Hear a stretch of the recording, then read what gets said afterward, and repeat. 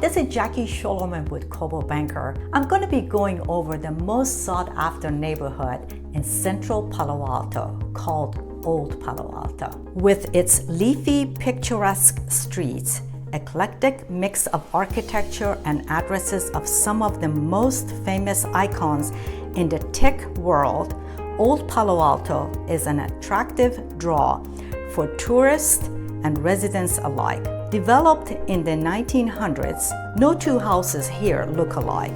The neighborhood typically ranks among the state's most expensive. The neighborhood is walking distance to Town and Country Village and the California Avenue Shopping District. It's also home to the Elizabeth Gamble Historic Home and Garden. Here are 6 things to see and do while exploring Old Palo Alto.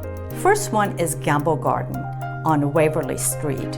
Elizabeth Gamble Historic Home and Garden. The 2.5-acre historic property includes a 3-story colonial Georgian revival home, a carriage house, and a formal herb, rose, and wisteria gardens, which are open to the public. The granddaughter of one of the founders of Procter & Gamble donated the family home to the city in 1981. Next door is a 2-acre Palo Alto Lawn Bowls Club, which has been in existence since 1935. The next attraction is Old Palo Alto Tree Walk, located also on Waverly Street. Noted for its leafy street, Old Palo Alto is a good neighborhood to take a stroll. Here you'll find giant sequoia redwood and variety of oak trees.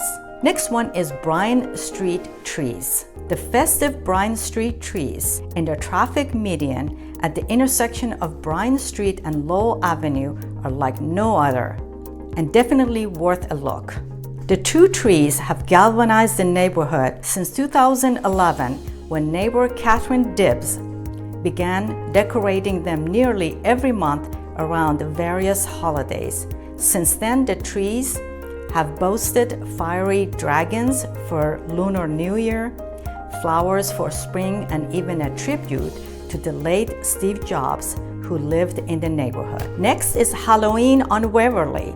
If you want to see how the neighborhood celebrates Halloween, head over to the Waverly Street, Waverly Oaks area, where the holiday has long attracted crowds of visitors during the carnival-like event. Families of tech titans like the late Steve Jobs and Google co-founder Larry Page set the high bar each year, sometimes hiring costumed actors and handing out small bags of trees to every visitor. The neighborhood's theatrical tradition reportedly started in the 1990s with Jobs, who was a Halloween aficionado. The next attraction place is Hacienda de Lemos on Waverly Oaks.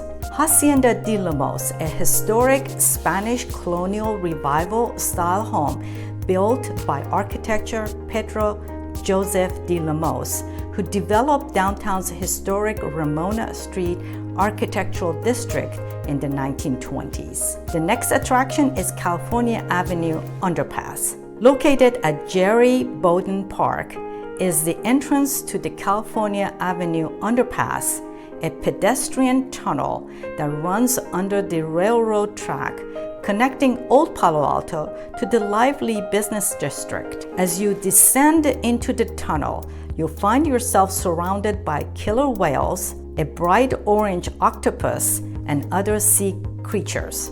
In the ocean-themed mural covering 180 feet underpass. Local youth helped artist Oscar Castillo paint the original mural in 1998 as part of the city's public art program. The boundaries of Old Palo Alto are Embarcadero Road, Oregon Expressway, Alma Street, and Middlefield Road. Residents love Old Palo Alto because of the leafy, old streets with varied architecture, close enough to walk to California Avenue Shopping Center. Shopping centers are Town and Country Village, Midtown, and California Avenue.